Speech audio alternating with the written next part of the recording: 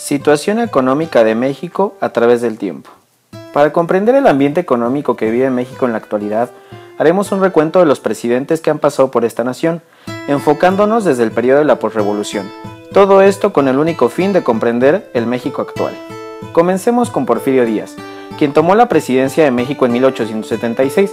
Durante su mandato hubo innovaciones como la primera línea de teléfono que existió en la República Mexicana. Esta se extendió desde el Castillo de Chapultepec hasta el Palacio Nacional en 1878. En la Ciudad de México inició la creación del Hospital General como una obra verdaderamente impresionante de principios del siglo XX. El porfiriato es una etapa denominada así porque Porfirio Díaz fue presidente de México, estando 34 años ante el poder. La filosofía de dicha época fue el positivismo. Durante el mandato de Porfirio Díaz aumentó el trabajo y avanzó el desarrollo económico. También existió un aumento en el desarrollo cultural, el arte popular y la ciencia, así como la inversión extranjera. El comercio externo se enfocó en satisfacer las necesidades industriales de todo tipo y agropecuarias. Porfirio Díaz logró en 1891 que se promulgara la Ley Reglamentaria de Educación, la cual comenzó a ser laica, gratuita y obligatoria. Durante su mandato se dio una crisis económica en 1908 y el gobierno federal tuvo muchos problemas debido a eso. Se dio el aumento de los precios en la canasta básica, hubo un desempleo a mayor escala y caída de los salarios. A consecuencia de esto, la clase obrera empezó a exigir el mejoramiento de sus derechos laborales. Las huelgas que se hicieron durante la época porfirista fueron la de Cananea, la de Río Blanco y la rebelión de Acayucan en Veracruz en el año de 1906. Transcurría el año de 1914 cuando Venustiano Carranza sube a la presidencia en México. El gobierno federal se enfrentaría ahora a las luchas intensas por el poder entre los propios carrancistas contra los múltiples caciques que la guerra había generado, además de iniciar la reconstrucción de las organizaciones sociales y políticas del país. En este periodo fue urgente la estabilización de la moneda y el crédito y la reconstrucción del desarrollo industrial. Las diferentes facciones, actuando como gobiernos provisionales en sus zonas de influencia, habían emitido papel moneda, llamados blimbiques, por la población, que tenían como único valor de su imposición por las armas. Por medio de un decreto se adoptó para la moneda mexicana el patrón oro, asignándose el peso un valor de 75 centigramos de oro. Por otro lado, se generó una difícil confrontación con los inversionistas extranjeros, ya que la nueva constitución afectaba seriamente sus intereses económicos, al establecerse en el artículo 27 la propiedad de la nación de los recursos naturales. Las relaciones internacionales con los países colonialistas en guerra mundial se agravaron, ya que en septiembre de 1918, en su informe del Congreso, Carranza presentó su doctrina en materia de política exterior. Todos los países son iguales y se deben respetar mutuamente sus instituciones, leyes y soberanía. Ningún país debe intervenir de ninguna en los asuntos interiores del otro. El gobierno del general Álvaro Obregón se inició durante una depresión originada por el impacto negativo que tuvo en la economía mexicana el fin de la Primera Guerra Mundial. Esta crisis se caracterizó por la brusca caída de los precios de las materias primas que se habían disparado durante el conflicto. Concluida la Primera Guerra Mundial, las potencias participantes comenzaron a reducir su demanda de importaciones, de tal suerte que ya para 1921 la recuperación de estas economías, las más importantes del mundo, introdujo un importante reacomodo en el comercio internacional y turbulencias en la paridad de las monedas, que anticipaban ya lo que habría de ser la gran crisis económica de los años 30. El gobierno de Álvaro Obregón coincidió ciertamente con un periodo difícil en las relaciones económicas internacionales. En el caso de México, se sabe que su impacto fue de entrada menor al que sufrieron los países como Argentina, Brasil y Chile. En México, algunos sectores de la economía se habían beneficiado durante la Primera Guerra Mundial, principalmente los menos afectados por la revolución, como era el caso de la industria petrolera y de la producción enequenera de Yucatán. En el periodo de Plutarco Elías Calles, los secretarios de Hacienda Alberto J. Pani y Luis Monte de Cos logran el orden en las finanzas públicas, suprimen la burocracia, les bajan los sueldos y cancelan los subsidios. En septiembre de 1925 inauguran el Banco de México S.A., institución a la que confiere el monopolio de la emisión de billetes. Se realizan importantes obras de irrigación en el campo. Los avances económicos se ven contrarrestados en 1926 por la baja a nivel de precios del petróleo, debido a la sobreproducción. Se creó la Dirección General de Caminos y con eso se construyeron carreteras mientras otras fueron ampliadas y mejoradas. Se reformaron las cuestiones de agricultura, asignando mejores sueldos a los campesinos y se creó el Banco Agrícola en Sonora, inaugurado en febrero de 1926. Dicho banco se encargó de hacer préstamos de avío, inmobiliario y refacciones. Sirvió para el fomento y reglamentación del funcionamiento de las sociedades de crédito regionales. Es importante saber que el Banco Agrícola fue un proyecto iniciado por Manuel Gómez Morín. Emilio Portes Gil quiso convertir a México en un país capitalista, por lo cual era básica la producción de todo tipo de objetos y alimentos básicos, así como el crecimiento de las empresas mexicanas y extranjeras, con trabajadores asalariados que participaban en el intercambio de bienes o servicios para obtener ganancias o cualquier otro beneficio para contribuir en mejorar la vida de las personas y el país. Emilio Portes Gil continuó con lo que había hecho Plutarco Elías Calles y favoreció el reparto de más tierra a otros campesinos y fortaleció las organizaciones campesinas. Al iniciar el periodo de Ortiz Rubio en 1930, México tenía una deuda interna de 1.038 millones de pesos y una deuda externa de 489.48 millones de dólares. Para 1931, la deuda interna estaba en 1.062 millones de pesos, mientras que la deuda externa bajó a 437.14 millones de dólares. Para 1932, que era el último año de gobierno de Ortiz Rubio, el país tenía la deuda interna de 1.077 millones de pesos y la deuda externa de 339.78 millones de dólares. México, en cuestión de la inflación, estaba en números negativos. Para 1930 se encontraba en 0.60% con un incremento de 3.35%. En 1931 en menos 10.45% y con un incremento de 3.0%. Y para 1932 en menos 9.0% y un incremento del 2.73%. Aunque fue a partir de 1935 el incremento del salario mínimo, las cantidades en 1930 se encontraban entre 50 centavos a 1.50 pesos. Abelardo Luján Rodríguez ocupó la presidencia de la República Mexicana en el periodo de 1932 a 1934. Uno de los puntos importantes durante su gobierno son los efectos de la crisis económica norteamericana, los cuales llegaban dolorosamente a México, e inclusive muchos trabajadores mexicanos radicados en Estados Unidos regresaban al país expulsados por el desempleo.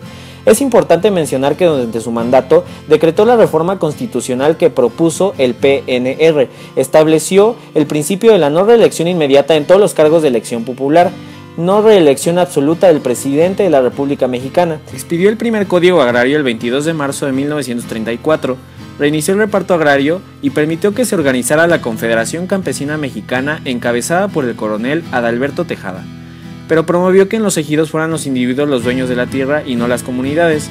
Esto dejó gran descontento en los trabajadores, por lo que para poder enfrentar las demandas populares recurrió a la represión en primera instancia y al mismo tiempo creó el Departamento Autónomo del Trabajo. Hablando en forma más generalizada en materia económica, el 5 de enero de 1934 decretó el salario mínimo, expidió la Ley de Servicio Civil que amparó a los trabajadores del gobierno y aseguró su estabilidad en el empleo. Prometió el establecimiento de un seguro nacional para los trabajadores, fundó Nacional Financiera, creó el Organismo de Petróleos Mexicanos, decretó la ampliación de fronteras litorales en 50 kilómetros para aumentar las reservas de hidrocarburos, fundó el Banco Nacional Hipotecario Urbano y de Obras Públicas y las Juntas Federales de Mejoras Materiales, así como promovió la racionalización de la industria pesquera, la creación de la Compañía de Aeronaves de México. El siguiente en tomar posesión es el presidente Lázaro Cárdenas del Río en el periodo de 1934 a 1940, en el cual durante su gobierno realizó muchas actividades. Algo que podemos mencionar de manera importante es la práctica del plan sexenal, el cual se dedicó a fortalecer a las organizaciones de masa que podían respaldar las acciones nacionalistas y revolucionarias gubernamentales. Para establecer un diálogo permanente entre los empresarios y el Estado, reestructuró los intereses privados mediante la reagrupación de las cámaras de comercio e industria en dos organizaciones nacionales, la Concanaco y la Concamín. Durante el gobierno de Cárdenas, el Estado se caracterizó por ser fuerte y activo en todas las esferas políticas, económicas, sociales y culturales. Relativamente autónomo, capaz de representar el interés general, de ser árbitro del conflicto social y de tutelar a campesinos y trabajadores. En el campo laboral, Lázaro Cárdenas apoyó las causas de los trabajadores. En junio de 1937 nacionalizó los ferrocarriles y los puso bajo una administración obrera. Además, muchas industrias se convirtieron en cooperativas. Uno de los eventos más importantes de los que podemos hablar de la historia de México en el periodo de Lázaro Cárdenas fue la nacionalización del petróleo. Otras cuestiones financieras que se pueden mencionar de manera breve son: el Banco de México llegó a convertirse en un verdadero banco central y tras la desmonetarización de la plata, sus billetes fueron el principal instrumento monetario. El 27 de diciembre de 1939 promulgó la ley del impuesto sobre el superprovecho, que limitó en beneficio del erario público las ganancias excesivas obtenidas por las personas físicas o morales dedicadas a actividades comerciales, industriales o agrícolas. La producción manufacturera creció a un ritmo del más del 8% anual, a pesar de que la inversión extranjera disminuyó en casi 2.000 millones de pesos. El presidente Manuel Ávila Camacho, cuyo periodo abarcó de 1940 a 1946. Una de las piezas fundamentales que podemos hablar en este periodo fue la relación con los Estados Unidos, la cual se hizo más estrecha. En el comercio, la producción mexicana se orientó al abastecimiento de materias primas y productos semi-manufacturados y manufacturados en apoyo de los norteamericanos. En el campo, se optó por la iniciativa privada como la única capaz de sacar adelante la producción requerida por el esfuerzo de guerra. En la industria se estableció una política que estimuló la entrada de capital extranjero para poder fortalecer a los empresarios privados y por medio de la Nacional Financiera la creación de industrias básicas como la de siderurgia, la de los artículos eléctricos y la de fertilizantes, de modo que permitieran sustituir importaciones que por la guerra ya no era posible realizar. Paralelamente, se aceleraron las obras de infraestructura necesarias a la industrialización. Esta política de industrialización adoptada a finales del gobierno de Ávila Camacho continuará vigente hasta 1982, contará con el apoyo de la CEPAL de las Naciones Unidas, hará posible altas tasas de crecimiento económico durante varias décadas, pero al prolongarse indefinidamente generó déficits fiscales, oligopolios, altos precios y gran resistencia a una reforma fiscal. Miguel Alemán Valdés fue el presidente número 51 de México, abogado, empresario y político mexicano que obtuvo el puesto de la presidencia de la República Mexicana por 6 años. Las características más importantes de su administración fueron su entrega al trabajo en equipo, así como la creación de más cosas que fueron necesarias para el avance de México.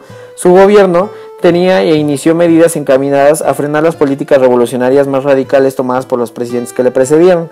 Reformó el artículo 3 de la Constitución relativo a la educación para establecer que la educación impartida por el Estado tendría que ser laica, gratuita y nacionalista. Detuvo la reforma agraria y se introdujeron el juicio de amparo y la inafectabilidad para propiedades agrícolas o ganaderas en el artículo 27 constitucional, con lo que al quedar protegida la propiedad privada de cualquier amenaza de expropiación. Se trató de atraer al gran capital para crear una agricultura de alto rendimiento, y a pesar de la oposición de la corriente cardenista representada por Natalio Vázquez Pilares, firmó 5 contratos de riesgo que asignaron a 5 petroleras estadounidenses zonas determinadas en el Golfo de México para explotar y extraer petróleo para entregar a Pemex a cambio de una quinta parte del valor del combustible. Alemán continuó con mucho mayor vigor la política de industrialización del país mediante tasas impositivas bajas, exenciones fiscales, crédito, servicios públicos baratos, inversión pública en infraestructura hidráulica, eléctrica y energética, de comunicaciones y transportes para ofrecer condiciones favorables a la inversión privada. Adolfo Ruiz Cortines resultó electo y asumió la presidencia el 1 de diciembre de 1952. Dicho presidente trató de implantar mejoras sociales y su política se inclinó por la austeridad. Llevó a cabo además una campaña de moralización para contrarrestar la corrupción del sexenio anterior. Una de sus primeras medidas fue una reforma a la Constitución para otorgar a la mujer derechos políticos. Así se consiguió el voto femenino por primera vez en la historia de México. También se modificó el artículo 28 para sancionar con severidad a los monopolios de productos de primera necesidad, con el fin de combatir la inflación del país y sanear las finanzas públicas. Se llevó a cabo un recorte en el gasto público. La política de control de comercio y austeridad dio lugar a que en 1953 los empresarios mexicanos, al sentirse descontentos, sacaran sus capitales del país. Por este motivo, a principios de 1954, Ruiz Cortines modificó su política para generar confianza en el ámbito de la iniciativa privada. Además, surgió un nuevo organismo obrero que agrupaba a varias centrales a favor del gobierno, pero que estaba en contra de la CTM. Esta nueva entidad se denominó Confederación Revolucionaria de Obreros y Campesinos, la CROC. A través de la CNC, el gobierno consiguió apoyo para llevar a cabo sus programas agrarios. Adolfo López Mateos, el 4 de noviembre de 1957, se anunció su candidatura a la presidencia de la República y fue electo en julio de 1958. Al inicio de su gobierno aún perduraba el conflicto de los ferrocarrileros y la represión solo había agravado la magnitud de los problemas. Optó por una política que resolviera el descontento laboral a través de medidas para elevar el nivel de vida de los trabajadores. Durante su sexenio no permitió que tomaran fuerza los dirigentes sindicales que no hubieran demostrado lealtad al gobierno. No obstante, hubo cierta apertura. Se creó una nueva central obrera, la Confederación Nacional de los Trabajadores, CNT, y surgió el Movimiento Libertad Nacional. En el terreno político, destacó la ley electoral que permitió a los partidos de oposición reconocidos ostentar algunas diputaciones. Esto permitió crecer a los grupos opositores, en especial al PAN. Estados Unidos veía con gran disgusto el surgimiento de un país socialista en América Latina, sobre todo tan cerca de sus costas, por lo que presionó a los países de la región para que rompieran sus relaciones con Cuba. México se rehusó, defendiendo el principio de no intervención, y alegó que en uso de su soberanía podía tomar la decisión que considerara más conveniente. Durante varios años fue el único país latinoamericano que mantuvo relaciones con el gobierno de Fidel Castro. La industria eléctrica se nacionalizó en 1960. El gobierno compró la American and Foreign Co. y la Mexican Light Co. Estas fueron operaciones regulares de compraventa, por lo que no se presentó problema alguno. La medida reflejaba el deseo de lograr un control más amplio de la producción, ya que la generación de energía eléctrica era vital para la industrialización del país. Destacó la creación del Instituto de Seguridad y Servicios Sociales para los Trabajadores del Estado, ISSSTE. Para coordinar la inversión pública se creó la Secretaría de la Presidencia y al poco tiempo comenzaron a surgir planes de desarrollo. El día 8 de septiembre de 1964 el Congreso de la Unión le declaró a Gustavo Díaz Ordaz presidente electo. Luis Echeverría Álvarez gobernó desde el 1 de diciembre de 1970 hasta el 30 de noviembre de 1976. Su periodo presidencial cargó con las consecuencias de la represión oficial del movimiento estudiantil de 1968. Se podría decir que su gobierno inició bien, tuvo una buena relación con los estudiantes de nivel universitario, en especial con los de la UNAM. Su gobierno fue muy similar a los regímenes socialistas como Cuba y Chile. Trató de gobernar con una política progresista y se basó en incrementar la investigación pública, así como la producción de petróleo, energía y electricidad en todo el país. En 1975 instituyó la Secretaría de Turismo y Reforma Agraria, así como la Comisión de Estudios de Territorio Nacional. En 1975 también participó en la fundación del Sistema Económico Latinoamericano, CELA, cuyo sistema regional fue destinado a fomentar el desarrollo independiente de los países latinoamericanos. Creó la Comisión Nacional Tripartita, formada por empresarios y funcionarios públicos para solucionar la crisis económica en México. Después de reformarse la Constitución y la Ley Federal del Trabajo de 1970, se reformaron propuestas por la Subcomisión de Vivienda y se produjo la Ley de la Infonavit. Así fue como nació el Instituto de Fondo Nacional de la Vivienda para los Trabajadores, Infonavit. José López Portillo promovió la denominada Alianza para la Producción. Su economía se centró en la explotación de hidrocarburos. Se descubrieron nuevos yacimientos de petróleo en Tabasco, Chiapas, Campeche, lo cual ayudó a que México fuera el primer exportador de crudo y de esa forma el Producto Interno Bruto se elevó a un 8% anual. Y esto contribuyó a que la tasa de desempleo se redujera en un 50%. La abundancia es buena, pero cuando se sabe administrar, López Portillo nunca reconoció la liga causa-efecto entre el gasto deficitario y la inflación. Cuando se cayeron los precios del petróleo en otros países del mundo, en México se dio una de las crisis económicas más grandes de toda la historia, ya que se dio la fuga de capitales, el desempleo aumentó en todo el país y se dieron más tensiones y problemas sociales y políticos. En este periodo se creó el IVA, impuesto al valor agregado. Es una nueva reforma hacendaria. El gobierno se adueñó de las empresas que estaban a punto de quebrar para evitar el desempleo, sin pensar en las consecuencias de un mayor egreso de dinero que el gobierno para mantenerlas. Miguel de la Madrid Hurtado enfrentó varios aspectos: una crisis económica, el terremoto de 1985 y la caída del sistema en las elecciones de 1988 fueron los hechos que marcaron su sexenio. Anunció un plan de austeridad para sacar al país de la crisis económica, que fue el principal objetivo de su mandato. Ingresó a México al Acuerdo General sobre Comercio y Aranceles, el GATT. También durante su sexenio se da la caída de los precios internacionales del petróleo. El precio de venta de nuestro país pasó de $29.24 por barril en 1982 a $11.84 en 1986 por barril. A causa de la disminución en el número de empresas paraestatales y la caída de los precios del petróleo, se originó una crisis económica que devaluó el peso mexicano. Para dar paso a este nuevo modelo económico fue necesario hacer un conjunto de cambios estructurales, entre los que sobresalían la apertura unilateral de la economía, la flexibilidad de la política en cuanto a las inversiones extranjeras, el redimensionamiento del sector público y paraestatal, la creación de un sistema financiero paralelo a la banca nacionalizada. Este gobierno no alcanzó a culminar con la obra liberalizadora, pero dejó muy marcados sus indicios para continuar el país con una economía abierta.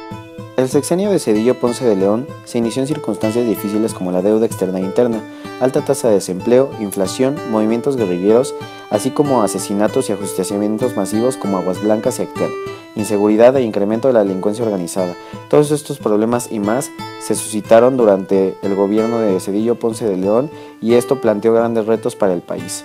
También, asimismo, se ajustó a los puntos del neoliberalismo, donde uno de los primeros puntos se trató de aplicarse fue el desarrollo de la teoría del capital humano, que concibe el subdesarrollo y la pobreza como consecuencia de carencia de capital humano entre la población. En 1995, año en que el país sufrió los efectos de una severa crisis económica como consecuencia de los niveles de gasto fueron bajando. Esto se reflejó directamente en la reducción de gasto de educación, salud y subsidios alimentarios. Vicente Fox es un político mexicano que logró terminar con la hegemonía de 72 años del Partido Revolucionario Institucional. al ganar las elecciones del 2000 y convertirse en presidente electo en el periodo 2000-2006. El compromiso de Vicente Fox en cuanto a la infraestructura del país fue la construcción de un nuevo aeropuerto, porque el Aeropuerto Internacional de la Ciudad de México ya no era suficiente, por lo cual los gobiernos del Estado de México y de Hidalgo pidieron de forma oficial llevar a cabo dicho proyecto. Asimismo, hizo que Guanajuato se convirtiera en la quinta economía más importante del país. Modifica algunas leyes fiscales que se publican en el Diario Oficial de la Federación para hacer conocimiento de los mexicanos. Asimismo, reforma la reforma laboral. Dicha reforma contempla la modificación de algunos artículos que integran la Ley Federal del Trabajo, que es elaborada por la Secretaría del Trabajo. Respecto a la reforma energética, consiste en realizar una modificación a los artículos en materia de recursos naturales con el objetivo de poder realizar ciertas acciones que muchas veces todavía no están permitidas. Él prometía un crecimiento del PIB del 7% anual. Esta promesa imagino que no fue debidamente analizada por sus asesores, ya que México ni en sus mejores épocas logró crecer a este ritmo promedio analizado en un sexenio. A lo mucho en el sexenio de Gustavo Díaz Ordaz en 1965 y 70 logró un crecimiento del 6.8%. Felipe Calderón hizo varias propuestas y acciones de gobierno en temas de seguridad, empleo, economía, salud y fuerzas armadas. En cuanto a economía, al comienzo de su sexenio, Calderón aplicó un decreto de austeridad en el cual reducía su sueldo y el del secretario de Estado.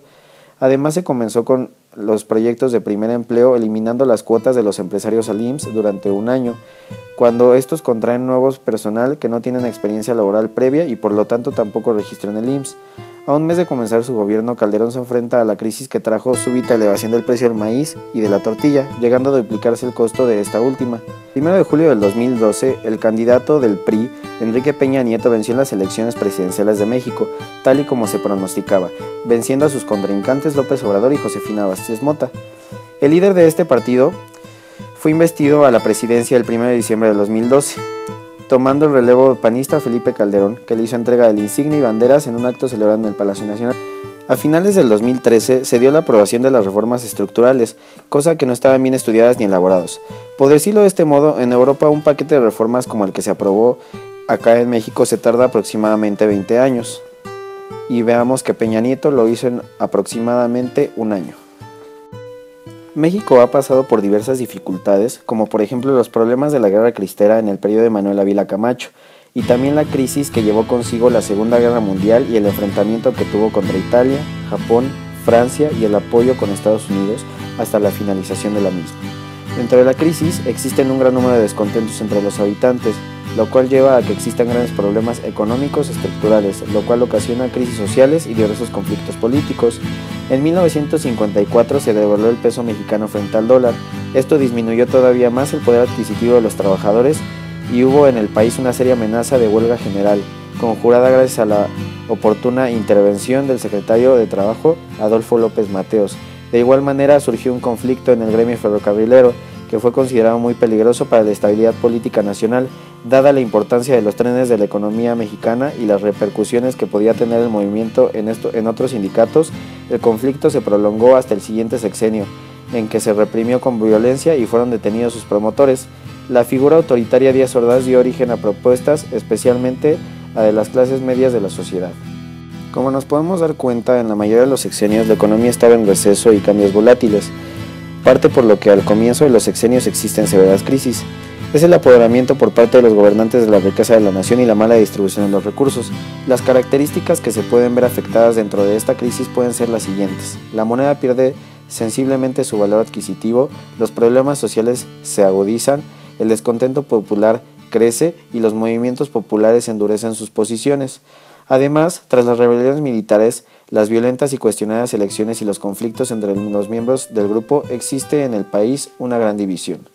Es evidente que la mayoría de los ciudadanos esperábamos con impaciencia la llegada de un gobierno libremente elegido por el pueblo y que una vez que esto fuese posible, el buen desempeño del nuevo gobierno hiciera crecer nuevamente a este gran país y resolviera de inmediato todos los problemas.